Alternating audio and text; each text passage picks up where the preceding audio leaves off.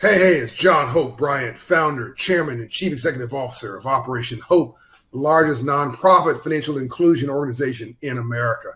Make sure you go to operationhope.org, download the app Hope in Hand, or go to hope1mbb.org, our new initiative to create 1 million Black businesses in America by the year 2030. Our partnership with Shopify, $130 million partnership to change your life. This video will change your life. Why? Because we're all in the same bucket.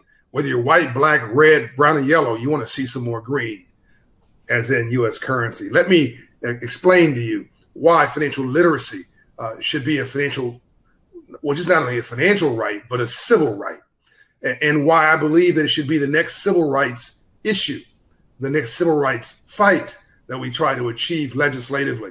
Did I say civil rights, which a coin we have termed at Operation Hope? No, I didn't. Because civil rights is in the sweets. That's about economic empowerment. That's getting you up, using the free enterprise system to get you up and through the system to a state of financial freedom. But civil rights is equally, in some cases, even more important. It's hard to have complete civil rights until you get your civil rights. And civil rights is legislative. It is the purview of our government, and the government can create legislation where kids, and this is my the new Marshall Plan that I wrote, you can search it on the internet, that everybody K through college should get financial literacy training. It should be as common as a driver's license. Look, when poor whites came to America in early 1600s, they were not taught financial literacy. They were denied the ability to be industrious. That's why then and today you've got wealthy whites and poor whites. They are only the same because they are literally white. Everything else is different. Their experience then is no different than their experience today because they were denied the basic tools for self-reliance. And I cover this in detail in my book, Up From Nothing. You should get a copy of that and break it down with your family. You fast forward to the end of slavery, and Abraham Lincoln started a bank inspired by a Black minister in New York called the Freedmen's Bank. Quote, to teach freed slaves about money was its charter. And Frederick Douglass, an abolitionist, tried to run that bank after Lincoln was assassinated. And Du Bois, I believe it was, the one who said the failure of that bank did more to set freed slaves in America back than 10 more years of slavery. It's what we are brilliant. If you're Black, if you're poor white, or you're struggling Black, or you're struggling Latino, or struggling Native American Indian, struggling female, here's what I know. You've been doing so much with so little for so long, you can almost do anything with nothing. But it's what we don't know that we don't know that's killing us, but we think we know. You may have to watch this video twice. I'm coming at it, I'm coming fast. It's what we don't know that we don't know that's killing us, but we think we know. In a blind town, a one-eyed man's king. If you don't know better, you cannot do better. Think about this with money now, because money goes through your entire day. And money has velocity. So if it doesn't go into investments, it's going to go into other places. If it doesn't go into productive areas, it's going into non-productive areas, but it's going. It's an old Southern saying, no matter how much I love you, my son or my daughter, if I don't have wisdom, I can only give you my own ignorance. So out of love, we pass down bad habits from generation to generation. Think about that. So this issue of financial literacy is an issue that's really about class. This is civil rights now, SILVER, civil rights, of an issue in the sweets that was about economics, about ownership, but it's about class and poverty. It isn't interesting, more so than race and the color line. We're obsessing about race and the color line, but the word white, cover this in my book, Up From Nothing, was a made up word created by wealthy whites to tell poor whites that they were just like them, so that poor whites and poor Blacks wouldn't get along with each other, which is what they were doing early in the 1600s, running away from with each other from the, basically the plantation owner of that day. They didn't want them getting along. This is deep now, right? But there was a need to separate them so they wouldn't cooperate. This has always been about money. Slavery was about money. All of it's about money. Bad capitalism, good capitalism, your capitalism. You may not realize that you're a capitalist. If you have a job, you're using your human capital. You're trading that human capital, that knowledge, for a paycheck that's giving you more than you're spending on bills, hopefully, with a little left over to create investable income and opportunities for your family. So you're engaging the capitalist system whether you like it or not. Or to quote a friend of mine who told me this about our work, if you want to distribute money like a socialist, you got to first collect it like a capitalist. Drop the mic. That 90% of all jobs come from the private sector, not from government. That 100% of all legitimate wealth in America, at least, come from the private sector, not from government, not from crime, not from military, the private sector. So we have got to get our people to understand this message. So let's assume everything I've just told you now, you either disagree with or don't align with, or you're like, yeah, I'm not feeling it. Then feel this. Operation Hope has taught more than 1 million kids financial literacy in schools, 4,000 schools. We were in a school in Detroit, and a young man named Derek is going through the financial literacy program. And there's and I'm an observer, and another one of my employees was an observer, Mary Haggerty Airsom in Detroit. And the young man's going through the program as a volunteer banker teaching the class. Banker has a suit on. First session, Derek's not saying much. Second session, Derek's raising his hand. Third session, this is one a week. Derek comes in wearing a suit, the only suit he owns, a Sunday best. By the graduation, Derek is all in. He's excited. And so Derek's walking down the hall with his certificate of completion. And Derek's friends say, man, why are you hanging around with those people? That ain't nothing. That's a mess. That's some junk. We just hanging around talking about money and financial literacy and all that junk. So I walk down the hall and see Derek being harassed by his friends, okay? And I stop him and I say, okay, you three, I'm going to give you each $70, a quick lesson on money. Make a decision about Nike. The two friends say, well, that's easy. I'm going to buy me some Air Jordans. These are the baddest shoes around, for which you need another $30 or more. Young Derek says, I want to buy a share in Nike stock. I thought it was brilliant.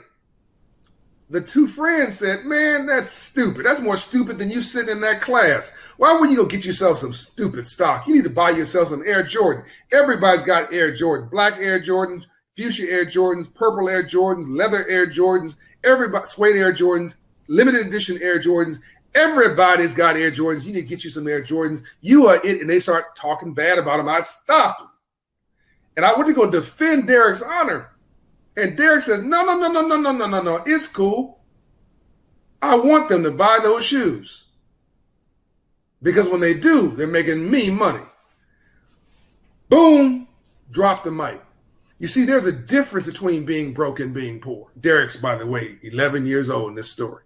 There's a difference between being broke and being poor. Being broke is economic, but being poor is a disabling frame of mind, a depressed condition of your spirit. And you must vow never, ever, ever to be poor again.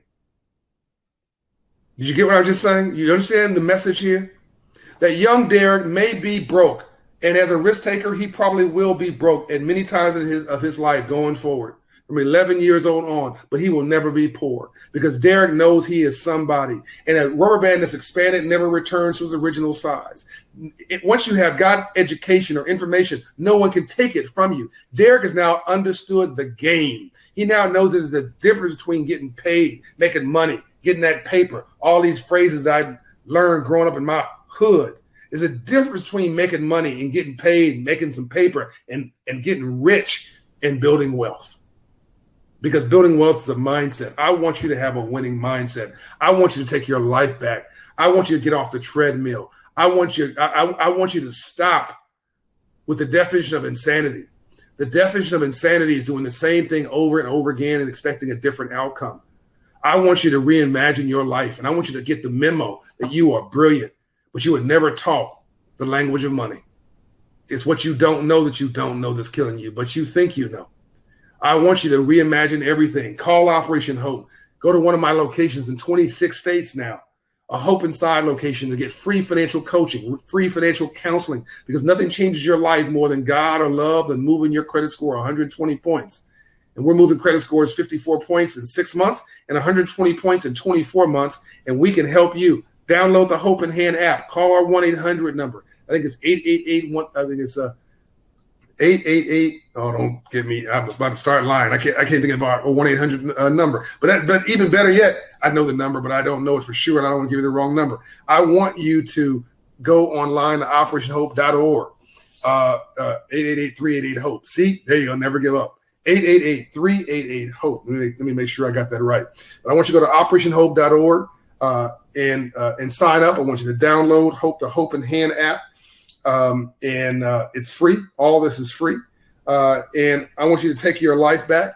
I want you to get an appointment with one of my coaches and decide how you're going to live your dreams. And I want you to write a letter to your congressional leader, your Senate leader, your mayor, your senator, your state senator, your state assembly person, and tell them that you want financial literacy as a requirement for your children, for your family, for you. I want it to be something that is an expectation in our society for the new generation that you won't be taken advantage of. I'll leave you with this thought. 100% of the in neighborhood murders and shootings by police of blacks in this last few years have been in 500 credit score neighborhoods. Now, you think that's a coincidence? These things are interconnected. Clearly, race, yes, I have the number right, 888-388-HOPE. Clearly, race and racism is an issue. It's a problem. But one of the ways that you create a bellwether against that problem is your own wealth, your own opportunity, your own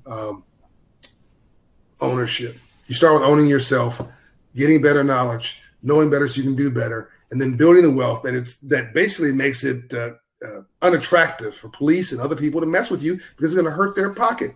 When you sue them or you get them fired or arrested or you end up owning your own block because of them. I'm out. John Hope Bryant. Let me know what you think about this message. Put it in your comment section. We gotta learn to fight this battle, not with these, but with this. Not from the shoulders down, but from the shoulders and the neck up. We got to start making smart sexy again. And that starts right now. I'm out. John Hope Bryant. Call your congressman, send a letter to your senator, your congressman, your assembly person, your mayor. Start a campaign in your city to raise signatures for financial literacy for all. And check out the link for the new Marshall Plan that's in the body of this video. Watch that video. Read that article. Watch my videos. Follow this movement. Tell your friends all about it. And if you're African American, go to 1MBB and start your first business. Basically, giving everybody something they can do. Love and light. I'm out.